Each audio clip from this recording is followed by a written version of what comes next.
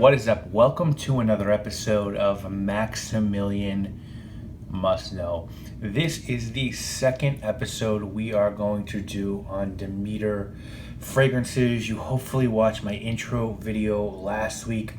I wanted to break this down into 4 different videos. The first one, we're going to be my introduction to the house, right? I'm going to tell you a little bit about them, why I wanted to do this series. The second one are going to be their sort of more novelty, esoteric fragrances that you might wonder why someone would want to purchase them. The third video is going to be on their more wearable, conventional fragrances, and the fourth one is going to be on their full FOOL proof blending series. And I feel like that's where an average person could get the most out of Demeter fragrances. Now, I also just want you guys to know, this series really wasn't suggested by Demeter or anything like that. I told Demeter that I wanted to do some videos. They told me they would send me fragrances, whichever ones I wanted, and I broke it down into these 4, and they were super accommodating. Blair Crames is without a doubt the greatest PR fragrance person in the world. I just want to say that. So we're going to look at 4 of the really weird, esoteric, unconventional fragrances that Demeter does. And the first one is Pizza. You see it there on the left. Pizza was a 2013 release, and the notes are tomato, oregano, and cheese. A 1-ounce spray of this is $13.50. Now, this one legitimately smells like pizza. I have a real love affair with pizza. I'm a New York dude. My best friend, Gianluca Rettura, who owns a liquor store on the Upper East Side called Vino Veritas, has a website called Pizza and Coffee. He has schooled me to real Neapolitan pizza, so I've been to every spot you can think of. Keste, Motorino, Da Fara, Artichoke, Patsy's. If they make good pizza in New York City, chances are I've been there. I'm not one of these clowns that thinks just because it's New York and you go and you pay $1.50, you're getting real good pizza. No, you got to show me something more. And I've gone out of my way to go to the spots in New York that supposedly make good pizza. My favorite is Da Fara. You got to wait forever to get a slice there, and by the time you get a slice, you just probably want to order a pie. But that's my pizza background. Now, I think Demeter here crushed it. And these just don't smell like, being a college kid and nuking a tombstone in your dorm room after lighting up a bowl of some kind. But this smells like being at Lucali or Da Fara. Now, to each their own, but if you are the type of person wearing this, then you might want to think before you reproduce. I feel like this is a novelty item for a pizza lover and a great novelty item. And any of the other products that they make in this series. This is, I feel like, for the pizza lover who has a pizza stone and has the wheel to cut the pizza and has a wood board and has everything else. This is the piece de resistance, if you will. And it would have been easy for Demeter to throw in the towel and half-ass this and just make a tomato sauce and bread or oregano scent. But no, guys, this legitimately smells like pizza. So I think they crushed this one. The next one is Sushi. Now, pizza is a love, guys. Sushi is right there. I don't know which one I like better. If I had to give you my top 5 favorite foods, if I was like death row and it's like my last 5 meals, I would probably do pizza 1 from Da Fara. I'd probably do a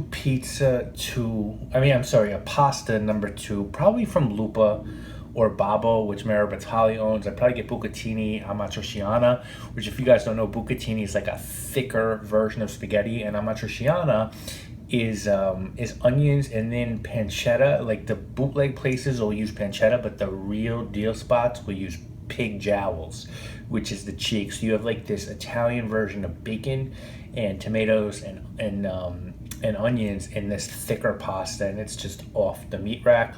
No pun intended. So that would probably be my second. Third, I'd probably go with a burger. I'm a burger dude through and through. JG Mellon, I'm an Upper East Side kid, so I like JG Mellon. I like a lot of burger places in New York City. I like the Burger Joint. I like Shake Shack. I like Five Guys. I did have what's the joint?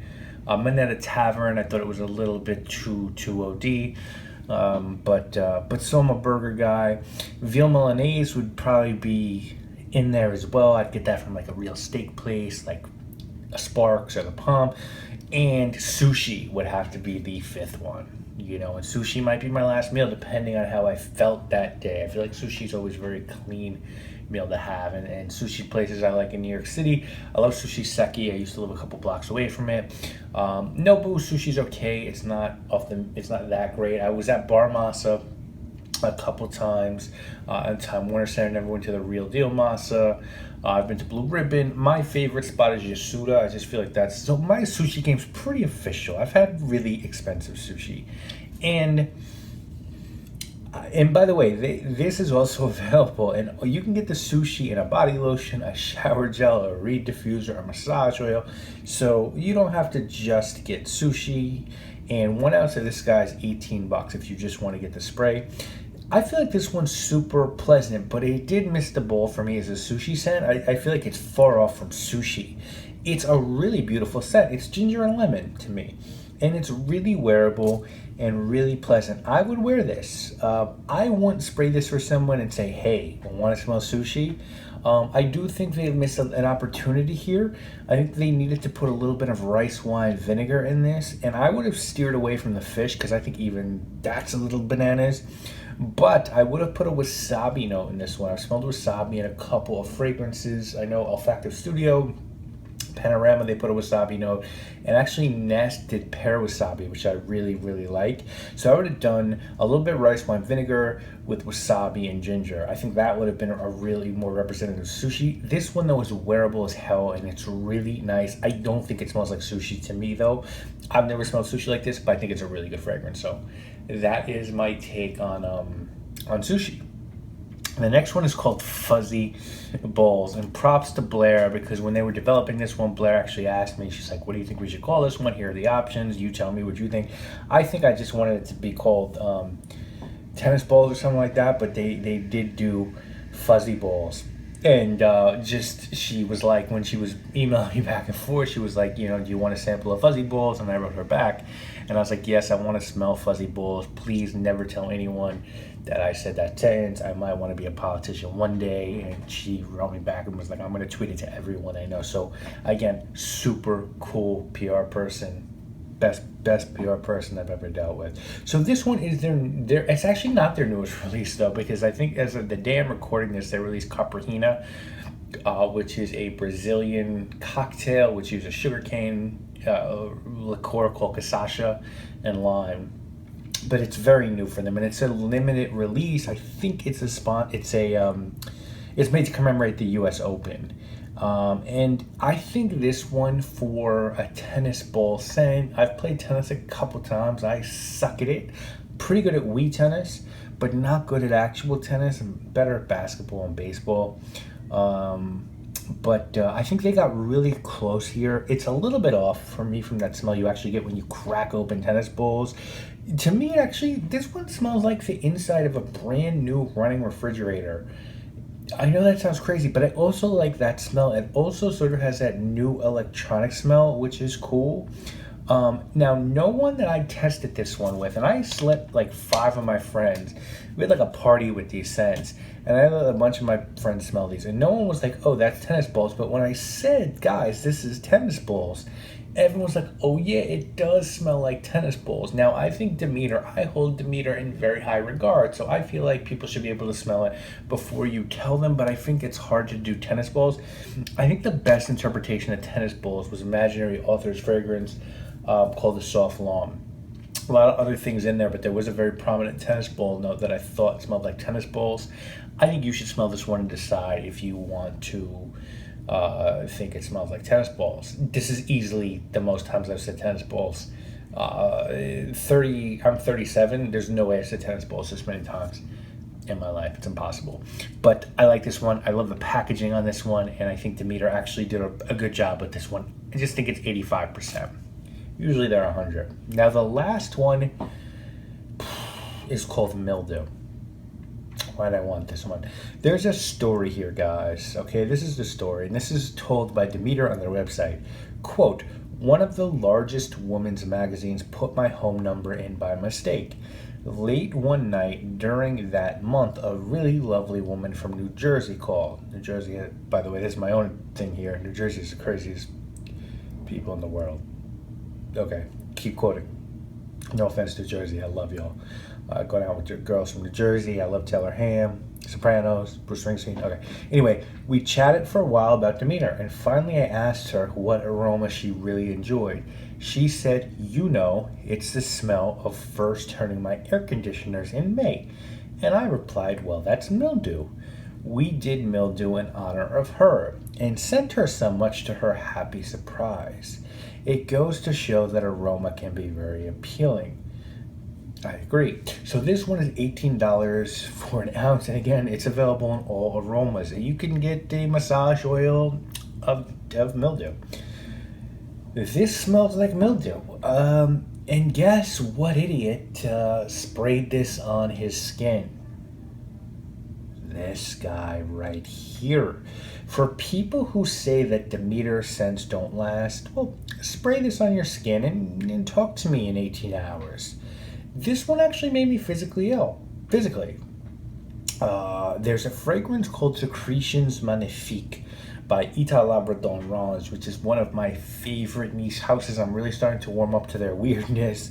And that fragrance is meant to smell like sperm, blood, urine, and sweat. And something in here reminded me of that fragrance. I think if I was going to make a synthetic oud, I'd give a drop or two of this to give it some funkiness. But I can't recommend that anyone check this one out unless you, like that woman, love the smell of grime and bacteria and funk and mass extermination and death and decay and dead puppies and dead babies and hell and Satan and the death of God and the end of humanity. If you like all those things, buy Mildew. Good advertisement, right? Good commercial. But with that said, Mildew is why I love Demeter. You never know the scent that's going to trigger the memory for who. And that's why someone needs to record, document, and offer each scent. As crazy as that might get, I would like to see Demeter get crazier. I'd like to see blunt smoke. I'd like to see restroom. I'd like to see sex. I'd like to see hamburger, blood, homeless person. I'd like to see a 90s fragrance, right? That's spray paint, malt liquor, and blunts. I'd like to see body odor. I'm not a serial killer, and I don't like Secretions Magnifiques because it makes me shudder to smell it, to be honest, but I so much appreciate its existence, and I think that Demeter is sort of being the serious journalist of fragrance. You've got all these brands that I love and wear being sensationalist, interpreting scents and making them wearable, and then you've got Demeter just telling the truth, right? Just telling the truth, making real fragrances, and hopefully you like them. Great, right? If you do, great. And if you don't, well, there's something for everyone, so just look harder. And that's my sort of take when they do fragrances like this. But, my little friends, Demeter also makes very wearable fragrances that are friendly and that you can wear and not smell like Charles Manson's cellmate. And we're going to explore some of their more mainstream offerings next week and see if they can play at that level. You know, can they play with these houses that I talk about every week? Is their oud and their amber, are those fragrances up to par? And I think you'll be surprised with what I found. So guys, tune in next week. Thank you for watching. Hopefully you're enjoying these videos. Again, big shout out to Blair for sending these to me. Me and my friends have had so much fun messing around with these, and I think that's the great thing about these scents for 13 and $15, you can have so much fun with people and put a smile on their face. And as I talked about in the first video, that's ultimately what Demeter's about, and I respect that. I respect that a lot, to quote Al. But that's it for this video, guys. I'll see you next week with the third video in the Demeter series. If you have any questions, please reach out to me and let me know. I am going to go spray and throw the scent strip with Mildew into a FEMA or hazmat bag. So talk to you again, guys.